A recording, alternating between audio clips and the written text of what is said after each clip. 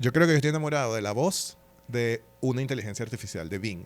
De Bing. Sí, eso es lo Estás que está pasando. como Joaquín Phoenix en En Hair. Sí, está un poco como eso, pero tampoco tan exagerado. Pues es que a mí me parece que esa voz es como muy chévere. Tú decías hace un poquito que había estado enamorado también de un personaje virtual. Claro, porque la gente cree que es hoy en día desde Her que uno se puede enamorar de Alexa o uno se puede enamorar, pero siempre ha habido algo fantasmático ahí de enamorarse de cosas virtuales, porque yo creo que yo que era lector del suplemento de Archie, yo creo que estaba enamorado de Betty o de la otra chica, ¿no? O sea, me parecía espectacular y era una comiquita, ¿no? Un poco así como Brad Pitt en Roger Rabbit, ¿no? Que Ahora, estaba ¿quién enamorado de hace la Jessica. voz de Alexa? Es una persona, ¿verdad? Eso es una buena pregunta. Tengo entendido que como la voz de también algunas inteligencias artificiales ahora dan conferencias, hacen coaching, o sea, pasan del Pero, mundo virtual al mundo real cuando uno pero cree ella, que es pero real, es porque que el personaje sale del mundo virtual y empieza a interactuar con el mundo con una sí, personalidad.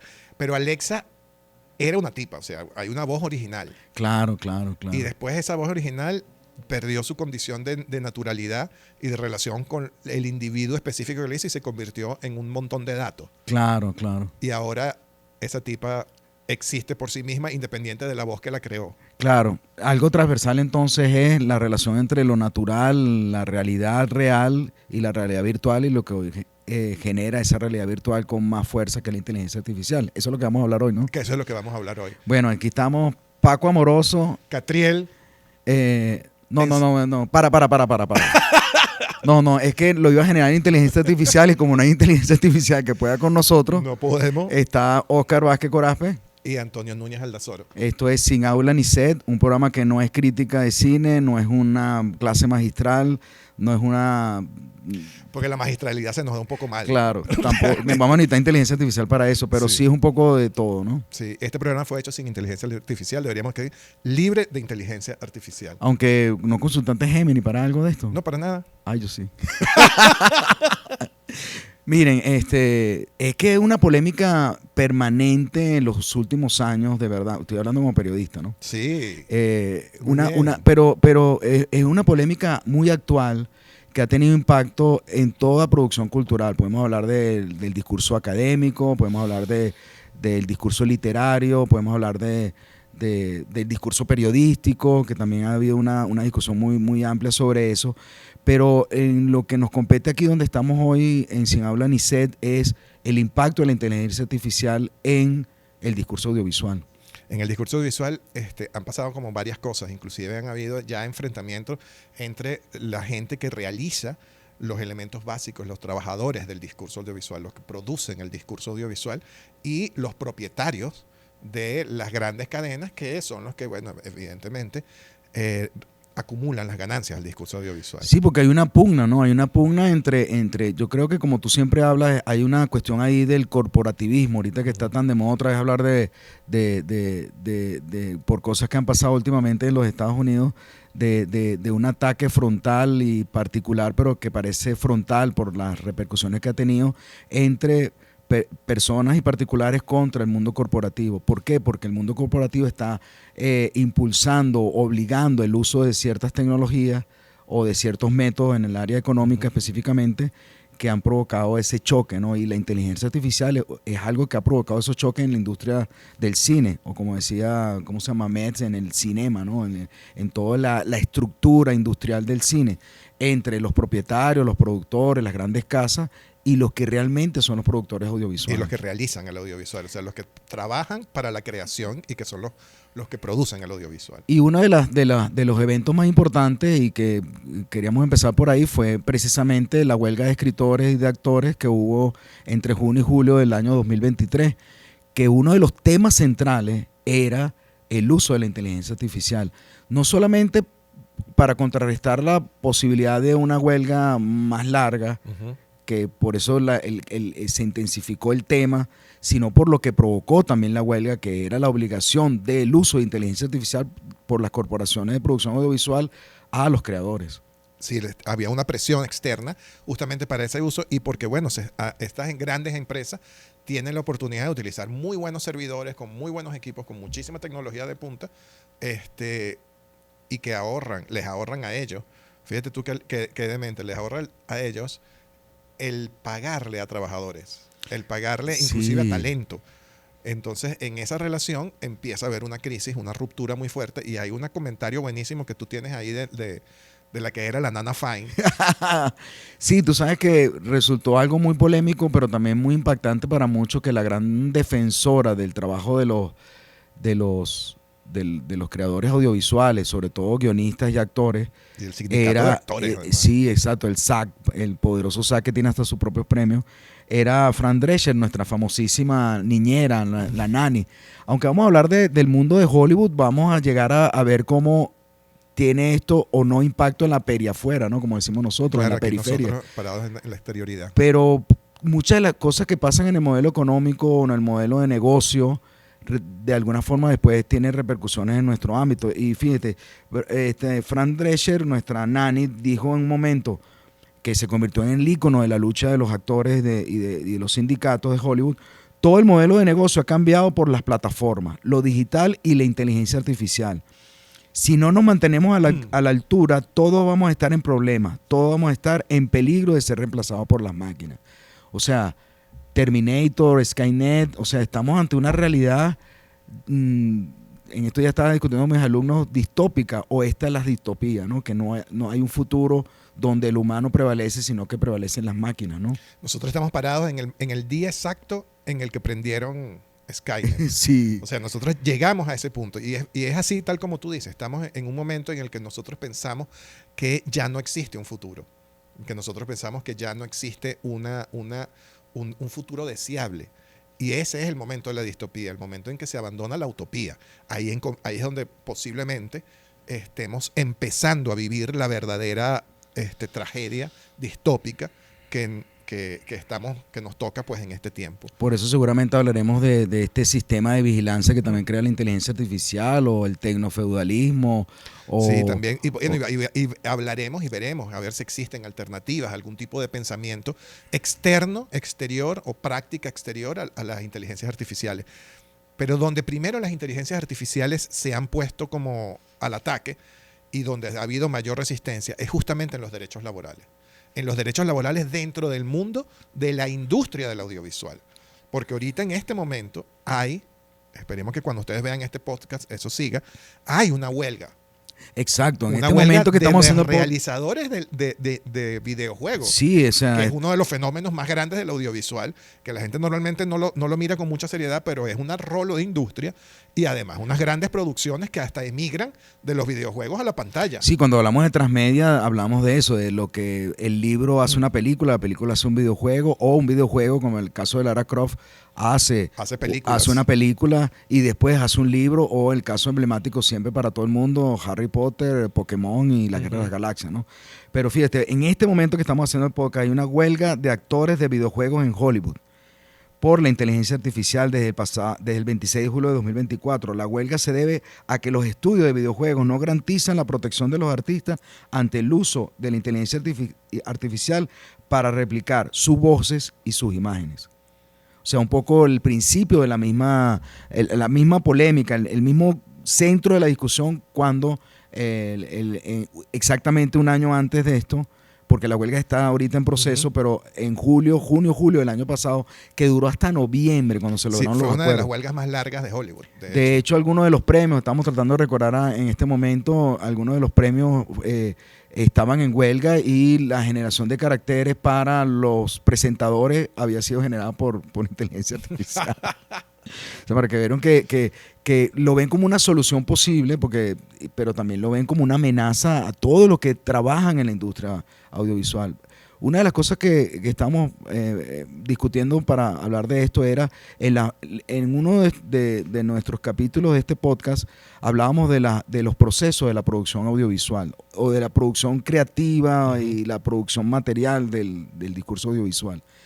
Y hay incidencia en la inteligencia artificial, en la preproducción, y de hecho varios trabajos que ustedes pueden conseguir en las redes sociales y en medios digitales hablan de la afectación o los beneficios, que también tenemos que, Ajá. no podemos ser tan apocalípticos y tampoco tan integrados, sino un punto medio crítico budista, el punto medio de Buda. El justo equilibrio, ¿no? El justo equilibrio de cuáles son también las amenazas, pero también los beneficios. En el caso de la preproducción, que fíjate que ahí es donde pareciera que hay más resistencia, creo yo, o sea, porque estamos hablando de huelga de guionistas y escritores en Hollywood y escritoras, y la huelga de los actores, o sea, es un poco en la parte creativa, pero también hay amenazas y hay bondades o cosas buenas en la producción, que ya se venía utilizando, y hay ejemplos de eso, y en la postproducción, que Sí. pareciera, que podemos decir la edición y el montaje, que ya existía, y lo vemos en la edición de videos para celulares y para redes sociales, pero que también está un poco invisibilizado, pero también existe ahí una crisis, ¿no? Hay una cosa que a mí me parece como necesario empezar a mirar, y es que todas estas plataformas tienen unas relaciones de propiedad. Es decir, no existe una inteligencia artificial que sea gratuita realmente, en el sentido de que todas son, o sea, las gratuitas son pruebas de futuras inteligencias artificiales que se van a volver privadas. Pruebas y educado, entrados, input para dos cosas. Para aprendizaje. recoger datos y para generar aprendizaje. Entonces, Aprendizaje de la propia, aprendizaje de la propia inteligencia. La inteligencia está aprendiendo mientras es gratis. Exacto. Entonces, lo que nosotros estamos haciendo es un trabajo no remunerado, como un montón de trabajos no remunerados que de la tecnología ha puesto sobre nosotros. Pero que, bueno, no lo voy a citar aquí, pero por ejemplo, el cajero bancario se desaparece porque ahora nosotros trabajamos para el banco sin que el banco nos pague un centavo como cajero, al ser nosotros los que operemos la plataforma. Yo fui cajero de banco. Claro, pero ahora ya no es necesario porque pero nos pasó la también lo que aplicación, éramos, ¿cómo se llama? Procesadores, eso se tenía Analistas. terminalistas. le decían. Terminalistas. Los que procesaban, que un día nos dieron, ya no somos procesadores porque los cajeros procesarán porque ya había una aplicación que había hecho eso, claro. Y ahora esa aplicación salió de las manos del cajero, entró en la mano de nosotros. Pero esa aplicación, ese aplicativo es privado. Pero ahora también está en una dimensión nueva, una serie de cosas que están pasando aquí dentro del celular, dentro de los espacios electrónicos, que son propiedad privada y que nosotros estamos educando sin que nosotros estemos siendo remunerados por esto, salvo con la idea de que, bueno, puedes tener una imagen gratuita, puedes tener un texto gratuito, puedes tener una respuesta gratuita a tus inquietudes, una investigación hecha a la medida, o un asistente o una herramienta de investigación rápida de inteligencia artificial, pero en realidad lo que está pasando es que tú estás entregándoles a ellos un modelo de relación en donde esa inteligencia va aprendiendo. Los no derechos. O sea, fíjate que es interesante esto porque siempre se hablan de los derechos de propiedad intelectual cuando hablan de inteligencia artificial, sobre todo los artistas plásticos, los diseñadores, ¿verdad? Pero hay un problema de derechos laborales que yo creo que sí Hollywood lo vio temprano.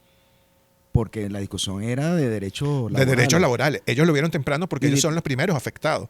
Claro. Pero no lo han visto en el sujeto cotidiano que consume audiovisuales, que consume la inteligencia artificial y que empieza a publicar cosas hechos con inteligencia artificial, inclusive trabajos muy externos al mundo de la realización audiovisual, pero que tienen que ver con el diseño gráfico, la investigación académica y este tipo de cosas, están educando a las inteligencias artificiales. Sí, porque qué interesante este podcast, porque siempre decimos que es de una dialéctica en movimiento, ¿no? Donde surgen cosas que no teníamos previsto. Y algo importante es que cuando también uno sube una foto, estás en París paseando o estás en Cumaná paseando, esa foto va a la red.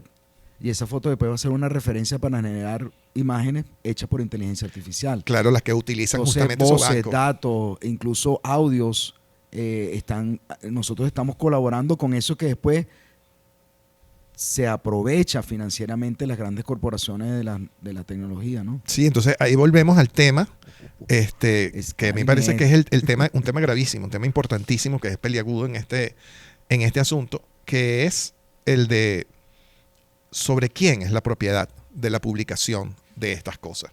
O sea, ¿es propiedad tuya lo que tú publicas en Instagram? ¿Es propiedad tuya lo que tú publicas hecho por una red social? O sea, perdón, por una inteligencia artificial en una red social. ¿De quién es esa propiedad? ¿De quién es esa propiedad como autoría? No como propiedad de económica, sino como el derecho del autor. O sea, ¿quién es el autor finalmente? ¿La inteligencia artificial o tú que escribiste el prompt, que movilizaste la creatividad? Ahí se plantea un primer dilema. El otro dilema es cuando yo dejo un mensaje en WhatsApp de voz o de texto o mis conversaciones en WhatsApp, esas conversaciones son utilizadas para alimentar inteligencias artificiales que son propiedad de Meta, porque WhatsApp es propiedad de Meta. Cuando yo hago eso mismo desde TikTok, eso mismo está educando a TikTok.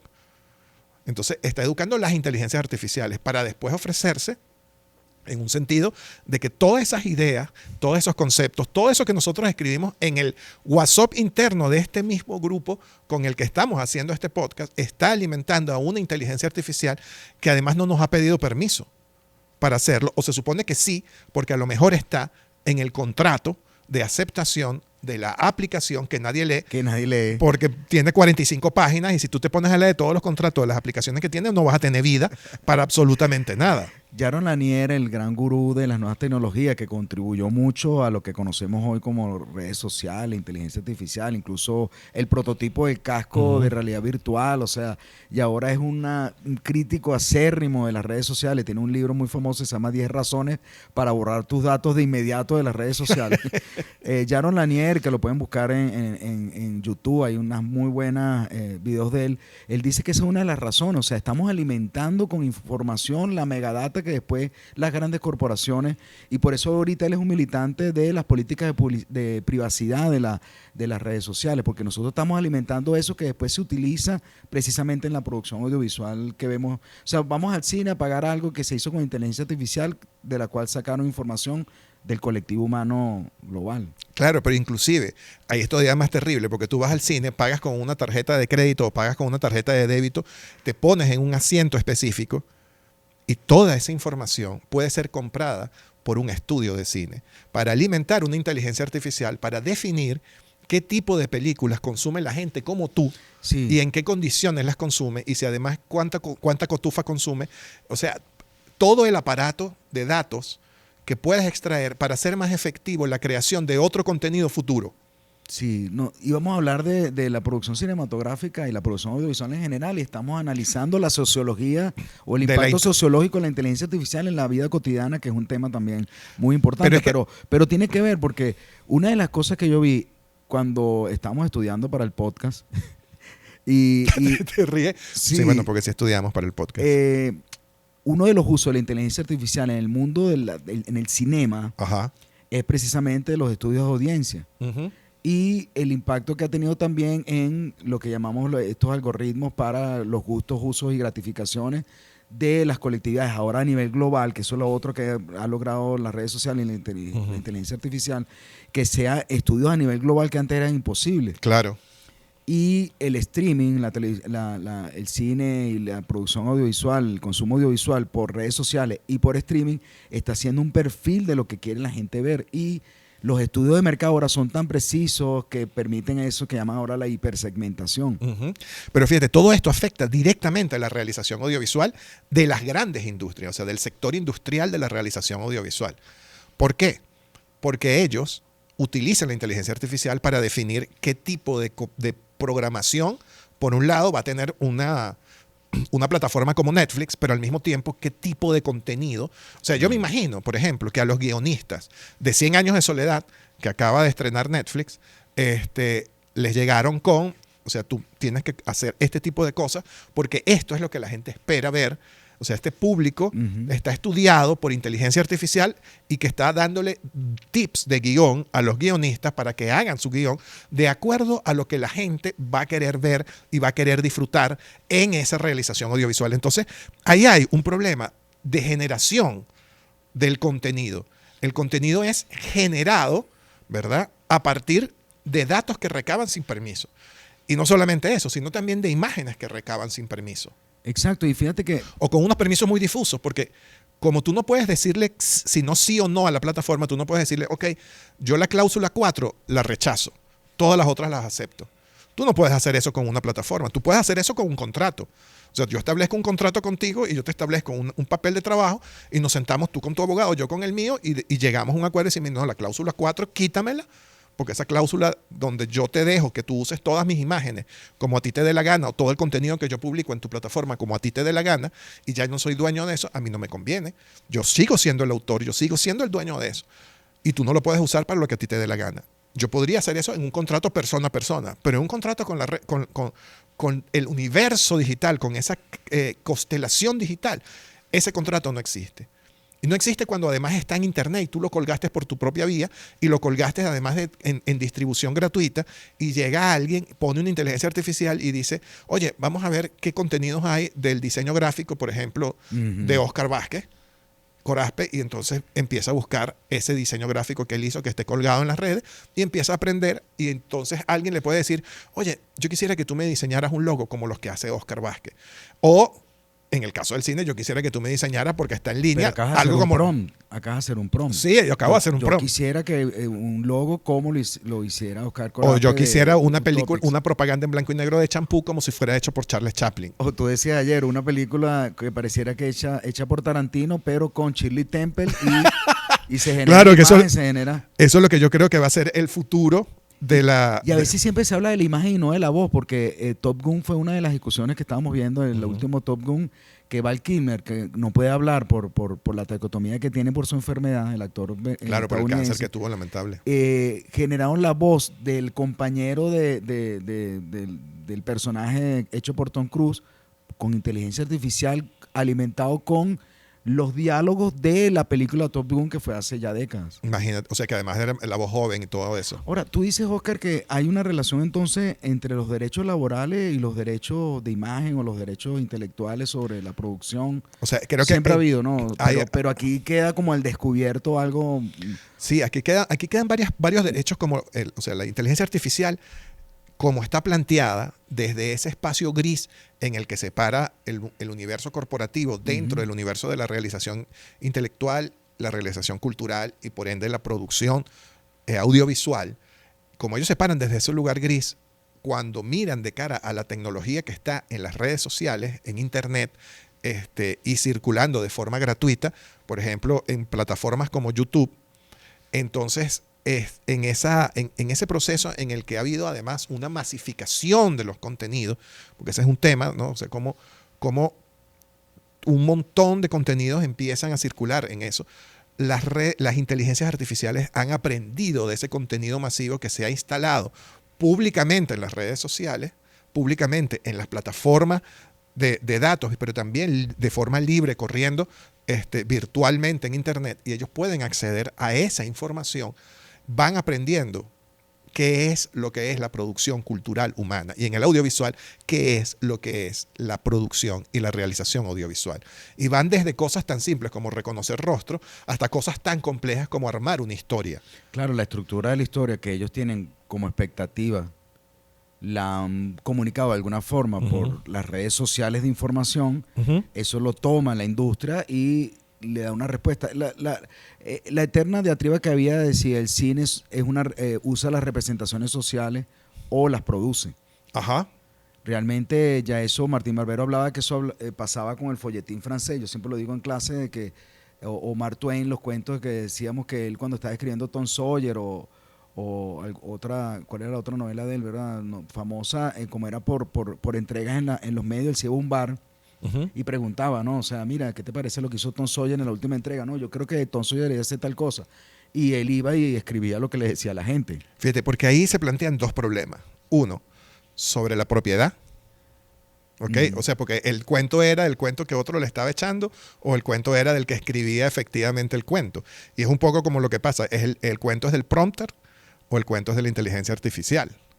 Por eso una de las discusiones de esa polémica huelga era si podían haber créditos de guión hecho por inteligencia artificial. Y bueno, los guionistas en este momento ganaron la batalla. Sí, te iba a leer un acuerdo, según una nota de CNN en noviembre de 2023, cuando cuando finalizó la huelga, que decía: después de casi 150 días de huelga, los guionistas consideran una serie de importantes logros en su nuevo contrato con los principales estudios de cine y televisión, porque también era ese SAC y el sindicato de escritores es cine y televisión.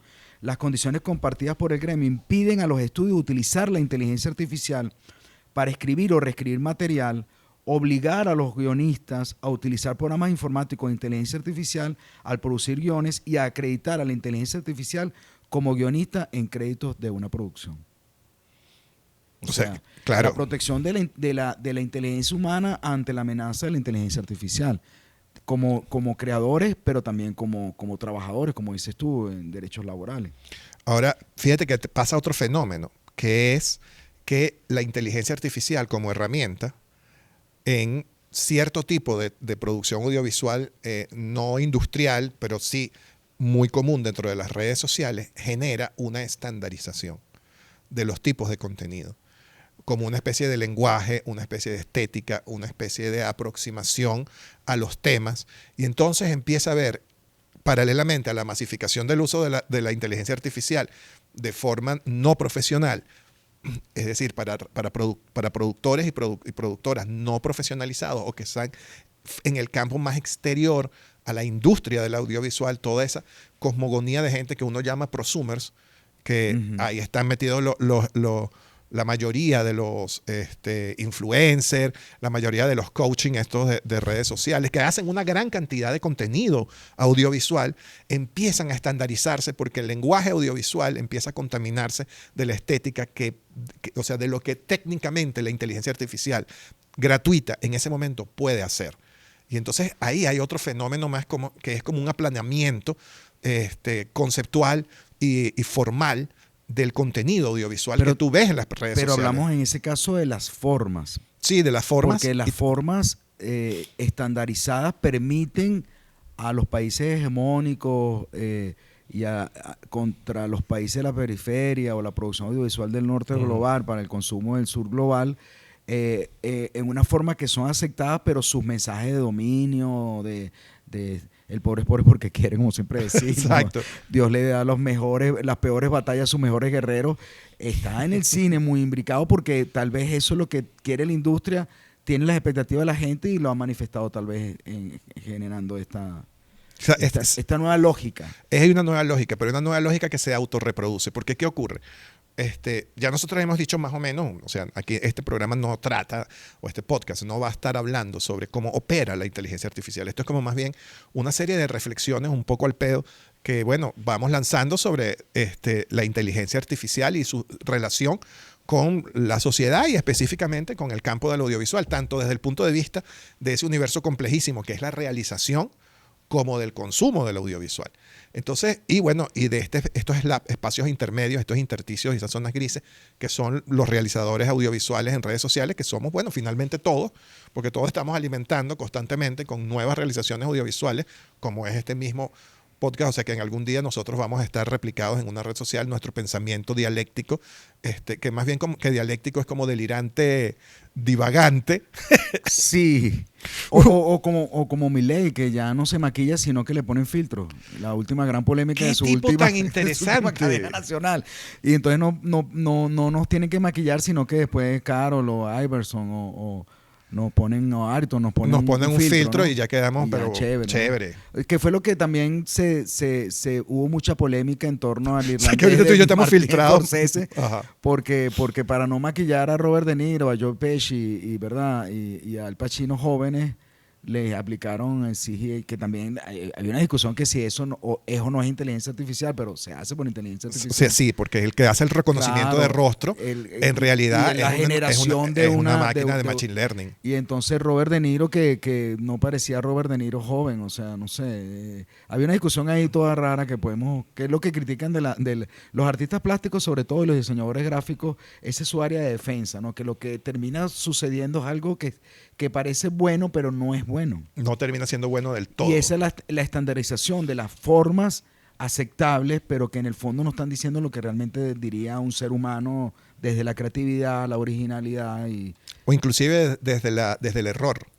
Exacto. O sea, la posibilidad del error creativo o del error trágico no va a ocurrir desde la inteligencia artificial, porque la inteligencia artificial es como estos jugadores de ajedrez que pueden anticipar muchas jugadas, o sea, como Deep Blue cuando le ganó a los rusos a Karpov, a Kasparov, no me acuerdo cuál, en el momento que ella podía ya anticipar todas las jugadas y él no.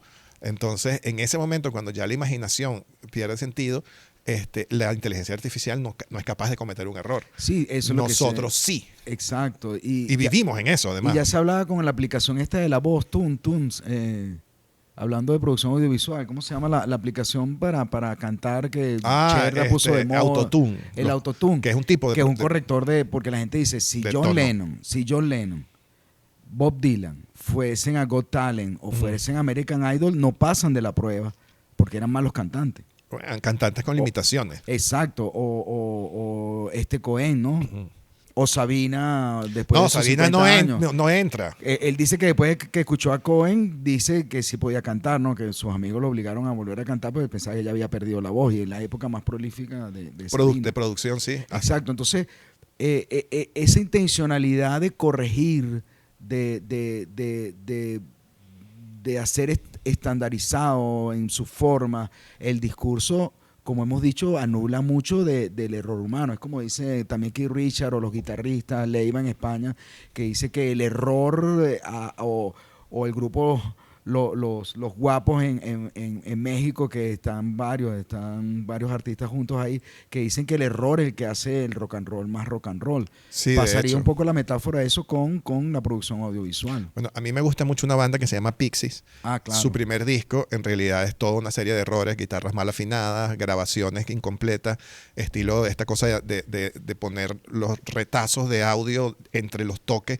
justo antes de las canciones. Todo eso construye... El movimiento de los el movimiento, la suciedad al tocar. Todo eso construye el grunge. Que después Nirvana, o sea, claro, es posible porque Pixies graba Surfer Rosa. Porque Pixies graba ese disco maravilloso. Entonces, sin ese disco maravilloso, que es una cagada de disco, que es puro error, grunge, que es puro error, no existe el grunge. Entonces, desde la inteligencia artificial, en la realización audiovisual, nunca hubiese podido pasar una serie tan bonita de errores y tan peculiares de errores, o como tú dices, la voz de Sabina, la voz de Lennon, que son voces erróneas. Bob Dylan. Bob Dylan, que es una voz errónea absolutamente. Pero fíjate. Pero una cosa que yo te quería comentar, como para volver aquí a las ideas que teníamos como precisadas, es el problema. Como dice un amigo mío, vamos a aterrizar, pero no nos estrellemos. Eso hay que evitarlo, ¿no? Mira, hay una tendencia. Okay, o sea, las inteligencias artificiales, yo quería decir esto hace rato. No te preocupes si cometemos errores que después le van a meter inteligencia artificial a todo esto. Menos mal. Pero yo dije que este programa era libre de inteligencia artificial. Vamos a tratar de que sea así.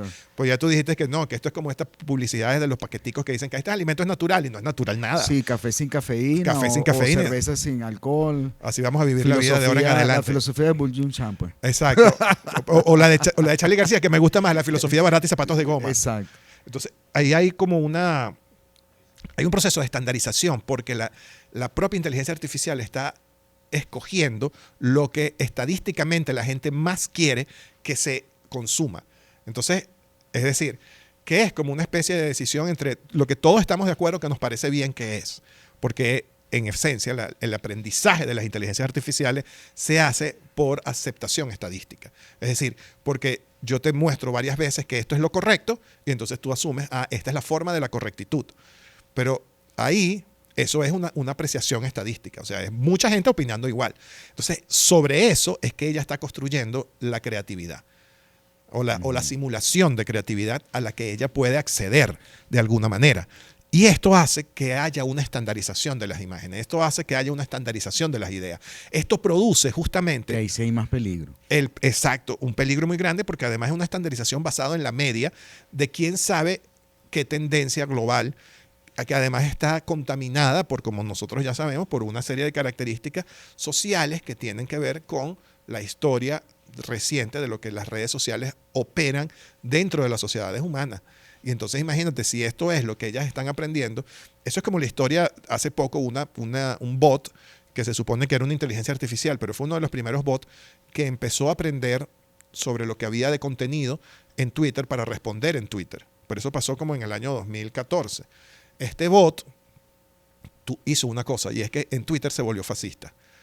Se volvió fascista, se volvió racista y se volvió antiderechos de las mujeres, de las minorías y de cualquier forma alternativa de identificación sexual. Un poco lo que le está pasando a la gente, pero a él le pasó en un día. Y después tuvieron que apagar el bot y tuvieron que borrar los mensajes, los tweets, porque el bicho se había vuelto una bestia. Y le respondía, y además, no solamente esto, sino que se había vuelto grosero, porque él aprendió de la estadística promedio de lo que es una respuesta estándar en Twitter. Y si tú aprendes de lo que es la respuesta estándar de Twitter, Claro. tú lo que obtienes inmediatamente es una inteligencia artificial que va a decir matemos a los humanos.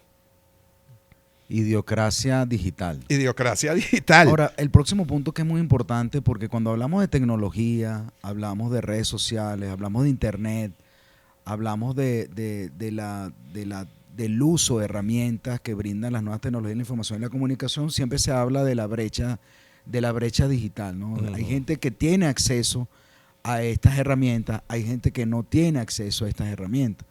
Si estamos hablando de la producción audiovisual, pareciese que hay una democratización por el uso de los teléfonos celulares para la producción audiovisual, una democratización de las herramientas.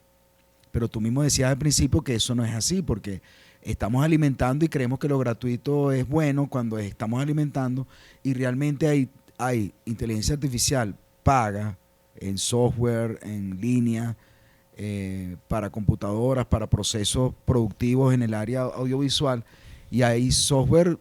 Bueno, yo creo que todavía no hay software gratis en ese sentido, ¿no? Por lo menos. O sea, ya hay, como dicen en la inteligencia artificial, una big data basura que es generada por ese tipo de usuario promedio, pero también hay bases de datos de academias, de centros de investigación que alimentan una big data que sí genera, que sí sirve para la generación de textos, imágenes, audios que son pagas, ¿no? O sea, hay una brecha tecnológica de quienes pueden usar inteligencia artificial, pensando en los países de la periferia, pensando en contra de las regiones, zonas, grupos sociales, empresas racializadas de la periferia o la periafuera. La periafuera. Mira, es que es así, hay una cosa que es muy interesante mirarlo como en el contexto de una economía política de la inteligencia artificial. Que Jaron Lanier dice eso, siempre hay que pensar que toda esta discusión es en torno a una economía de mercado. Claro, ¿Cómo pensaste tú? Exacto, pero yo quisiera pensarlo como desde la lógica de la economía política. ¿Cuáles son las relaciones laborales? ¿Cuáles son los modos de producción? ¿Cuál es el modelo de producción que está implícito detrás de todo esto? Y hay una cosa que a mí me parece sumamente interesante, y es el campo de exclusión que la economía de la inteligencia artificial en el mundo del audiovisual, para no hablar de todos los otros posibles procesos que van desde diagnóstico médico hasta diseño gráfico, solamente en el mundo del audiovisual, cómo va a haber gente que pueda competir de forma más rápida en la realización de su trabajo y evidentemente menor tiempo de realización de una tarea para generar una mercancía o un producto o un servicio, evidentemente te hace más efectivo económicamente, porque tú estás ahorrando costos al bajar el tiempo de realización de un producto. Y en esa medida, tú accedes tecnológicamente a unas herramientas porque tienes la capacidad de pagar por ellas.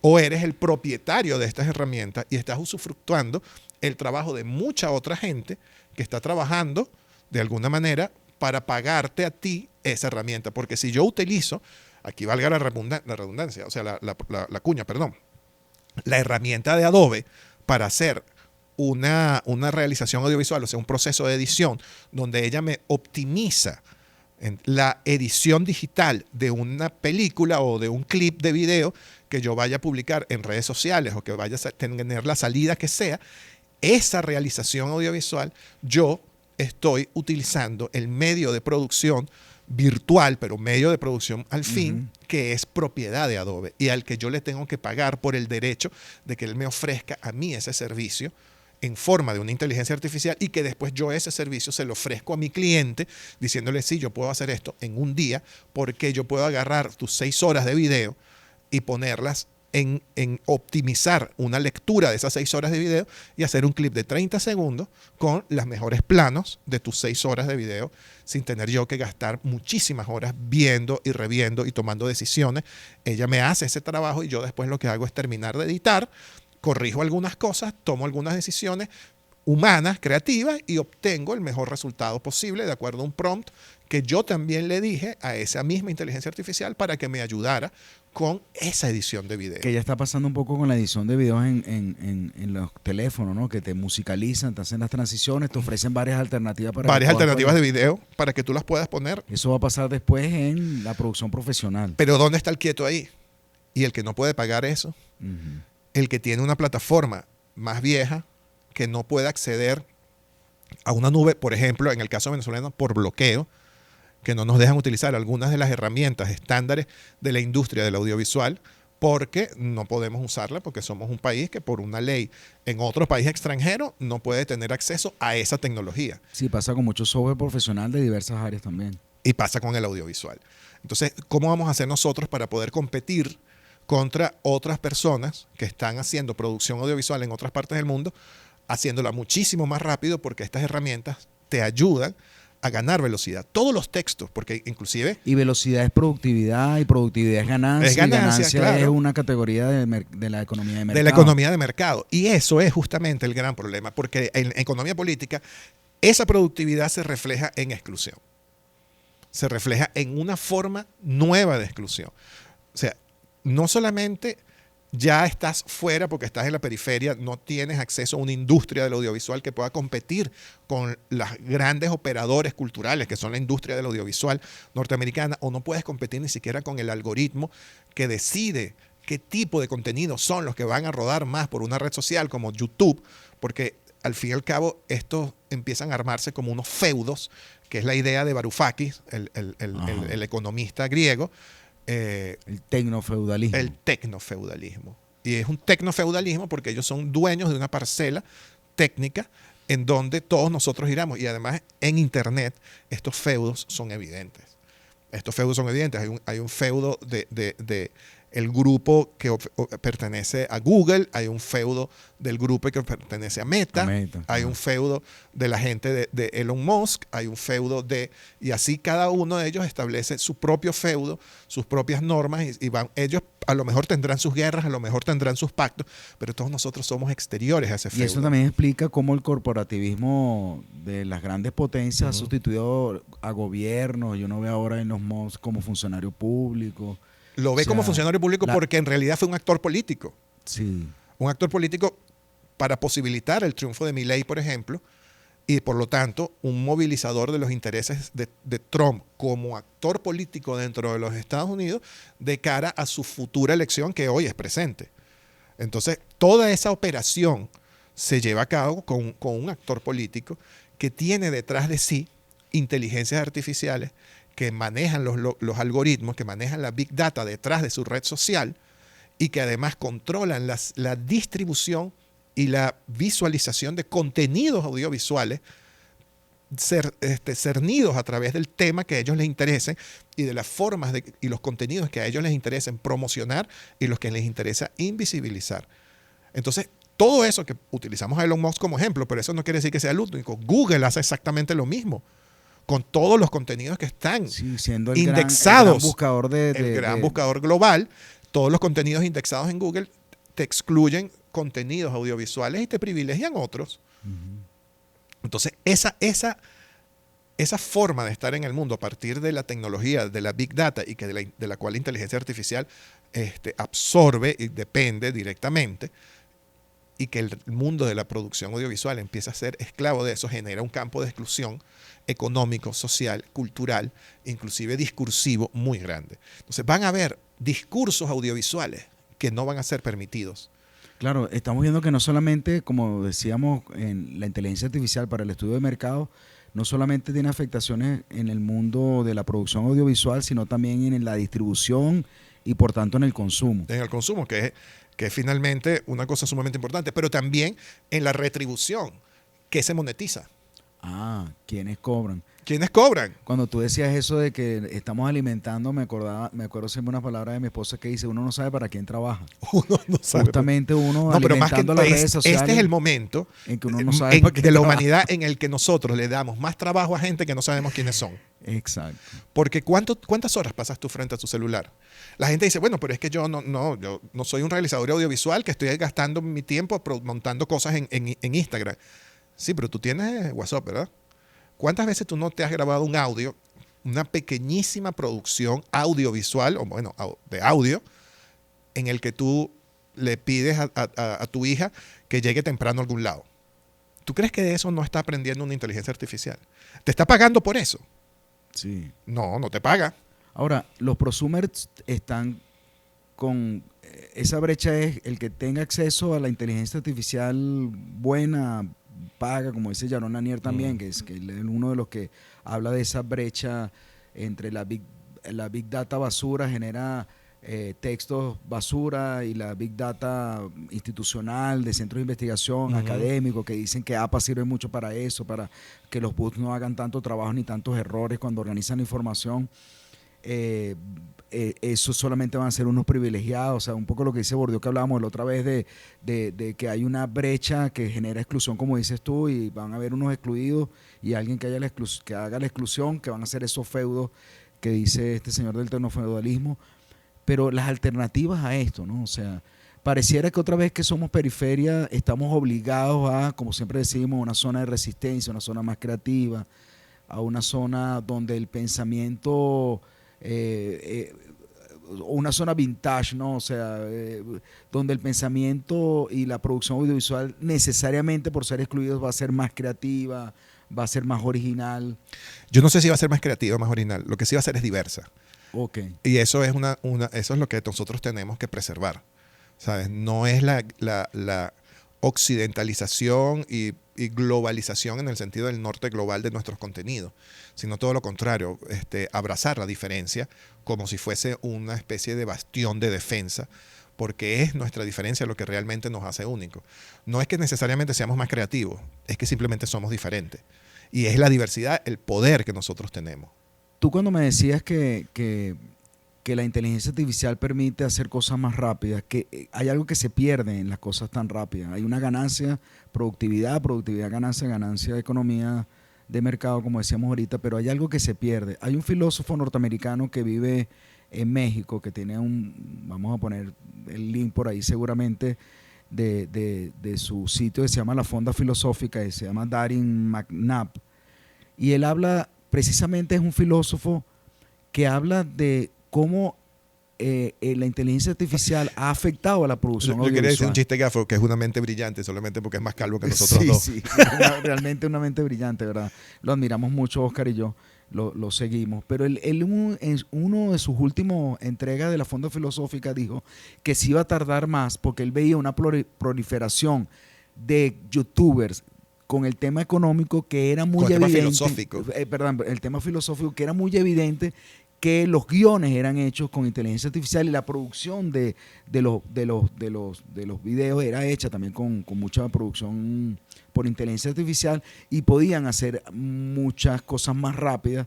Pero él explica en ese podcast que se perdía, en esa emisión, que se perdía algo que era lo que realmente el filósofo humanista va a aportar. Y entonces él apostaba por algo que decía que era el pensamiento artesanal, que es una cosa que nos gusta mucho, ¿verdad? Sí.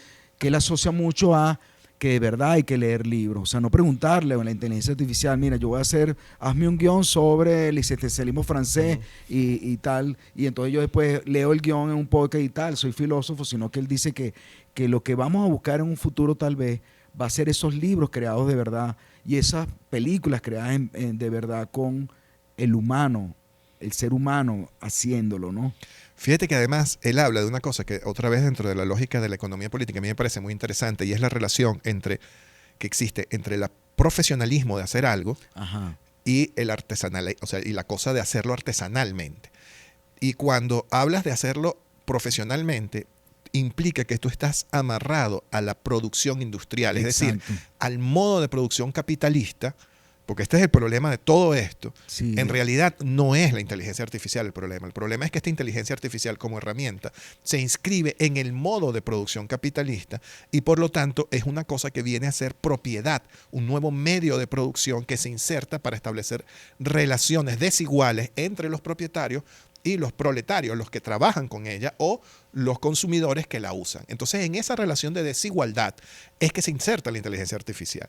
Y él habla de eso, del problema de la profesionalización dentro de la filosofía, Exacto. pero que nosotros lo podemos extrapolar a la profesionalización como dependiente de estas tecnologías, porque tú estás dentro de una industria propietaria de unos carajos que tienen unos intereses económicos que te obligan a unos tiempos que ahora son el tiempo promedio de producción que tiene alguien que usa una herramienta de inteligencia artificial. Entonces, si tú no estás en ese tiempo promedio, tú estarás trabajando demasiado lento. Es como si alguien llegara a competir hoy en día con edición lineal, cuando hasta los teléfonos celulares son de edición no lineal.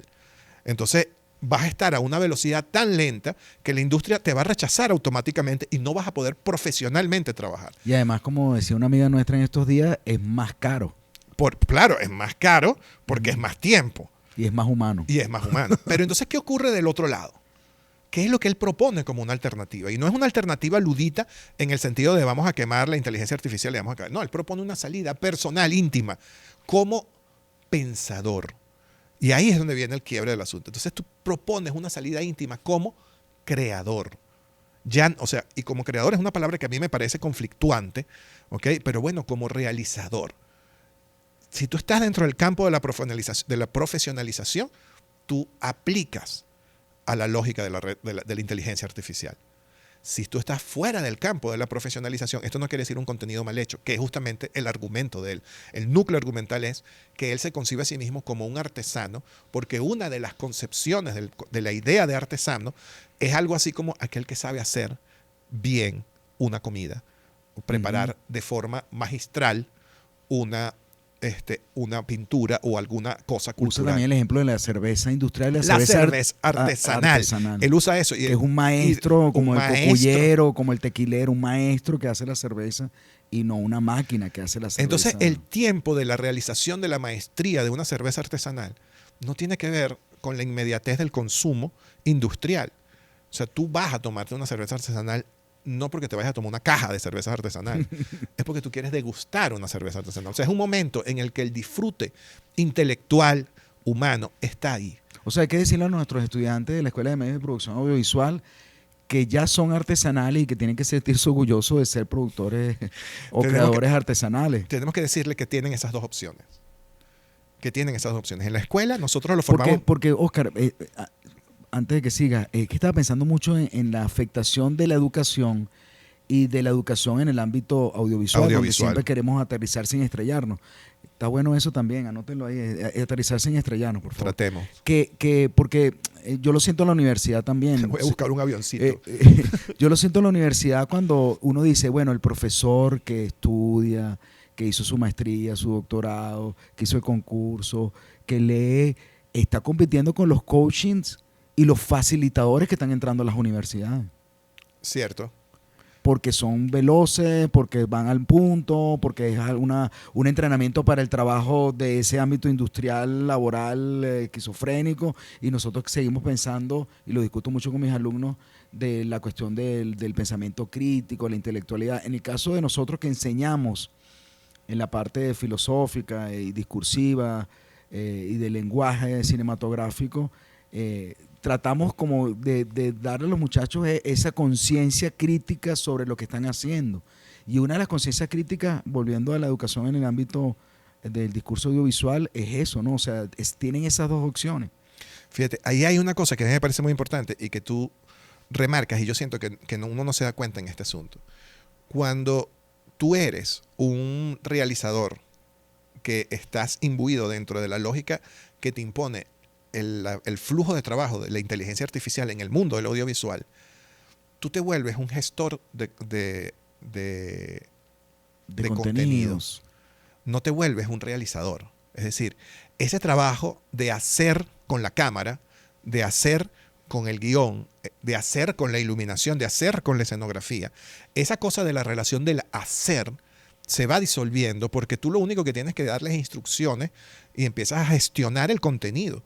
No estás haciendo, estás gestionando. Y a mí me pasó eso, curiosamente, un poco antes de las redes sociales, en una universidad audiovisual que se creó por ahí hace un tiempo, en donde los primeros pasos que se dieron fueron para construir realizadores que aprendieran haciendo. Y que aprendieran dos cosas muy, muy fuertes y muy dolorosas que se tienen que aprender en este negocio, que es lo duro que es la realización audiovisual en el sentido del desgaste humano, porque este es un trabajo de físico. O sea, por eso es que hay tantos jóvenes haciendo realización audiovisual, porque en realidad es un trabajo muy físico. Miren cómo envejece. Mira, envejecemos. Sí. Pero entonces vamos a esa, y por el otro lado, porque es en el hacer donde tú aprendes el oficio. Pero si tú eres un gestor de contenidos, ese oficio lo puedes hacer sentado en tu casa. No necesitas la interacción humana, no necesitas la complejidad de tener que levantarte a las 4 de la mañana, cargar equipos en una camioneta, montarte e ir a un set, ¿sabes? Agarrar al guión como está escrito y darte cuenta que en la realidad física, a pesar de que el productor hizo el viaje de campo, hay variables sumamente complejas, entonces hay que cambiar cosas. Entonces, toda esa complejidad humana de interacciones, de decisiones, de experiencias y de contrastar contra la realidad, eso se pierde del otro lado. Entonces, ahí hay un haciendo que está del lado del artesanal y un profesionalismo que está del lado de la industria, pero que es el no hacer, es solamente el dictar, el estar más allá de la acción y más allá de la realización material. O sea, en conclusión, tenemos que decirle a nuestros muchachos que hay dos visiones, una apocalíptica, que es para nosotros la crítica, Ajá. la de tiene que con conciencia. Otra vez Humberto Eco, no salimos. Y exacto, y la otra es la integrada, ¿no? O sea, de saber que hay cosas que sirven, que hay que aprovechar, pero que no son la panacea en lo total. Ahora fíjate, hay una última visión que a mí me parece sumamente interesante, porque yo les decía que el problema no es la inteligencia artificial. El problema es que la inteligencia artificial se inserta en el modelo capitalista y ahí es donde está el problema, no en la herramienta, sino realmente en la naturaleza del uso de esa herramienta y en cómo el tiempo es dinero. ¿Entiendes? O sea, el tiempo es valor que se extrae de la vida de las personas. Ese es el problema del capital. Entonces, por supuesto, si ese valor se extrae de la vida de las personas, mientras más veces tú puedas poner tu tiempo a disposición de generación de valor, más valor va a generar y más acumulación va a tener los nodos centrales del capitalismo donde ocurre la acumulación, que es en donde está el capitalista, pues. Entonces, y donde está el amo, el propietario. Entonces, en esas relaciones perniciosas en que esa vaina ocurre, hay una visión todavía más demente y utópica, que es una visión que viene de Oscar Wilde, que a mí me la recordó en un espacio privado, un intelectual venezolano al que respeto muchísimo, que se llama Luis Brito García, donde él dice que la utopía de Oscar Wilde era que en una sociedad socialista, fíjate tú, o sea, quitas el problema de la propiedad privada sobre los medios y los medios de producción. Si esos medios de producción estuvieran socializados, la herramienta de inteligencia artificial estaría al servicio del tiempo humano y no el tiempo humano al servicio de la inteligencia artificial. Y entonces, en ese sentido, la realización audiovisual no tendría que correr con los tiempos de programación de estrenos para llegar a las máximas audiencias en diciembre cuando los niños quieren comprar juguetes, ¿sabes? Ese no sería el problema. Claro, y esa artificialidad contribuiría a la creación y la originalidad y no a la industria. Y no a la industria. Y haría una relación con la inteligencia artificial como una herramienta real de apoyo en donde ella es un apoyo y liberaría tiempo del humano para dedicarse a lo que le dé la gana, así sea al ocio o a más creación. O sea, algunos de los artículos que leímos para este podcast que decían que estábamos en las puertas de una nueva era dorada del cine por el uso de la inteligencia artificial, es pensando en la industria, de más ganancia. Es más ganancia. Y nosotros estamos proponiéndole a los muchachos que piensen que puede ser una más bien para la originalidad, la creatividad, porque brindaría algunos espacios claro, de pero ocio. Eso tendría que ser en una... Uno filosofa solamente en ocio. En ocio, sí, claro. Pero ellos porque tenían esclavos y todo, ¿no? Pero ¿qué pasa si el esclavo es la máquina? Ok. Y no nosotros los esclavos de la máquina. Nosotros los esclavos de la máquina. Por eso como empezamos no hay que enamorarse como en Her o de Alexa o de Gemini. Sí, una vez que me dijo mi mamá que ella va a estar feliz con la inteligencia artificial cuando lave. Exacto. Y ella puede dedicarse a pensar. Miren, apocalípticos integrados, eco siempre. Eco, sí. Fíjate que hoy no nombramos a Foucault, voy a decir solamente Foucault. Foucault. Bueno, esto fue Sin Habla ni Sed, Oscar Vázquez Corazpe, que no es Paco Amoroso. Y Antonio Núñez Aldazoro, que tampoco es Castriel, pero nos parecemos bastante. Para el programa. Chao. Chao, muchachos.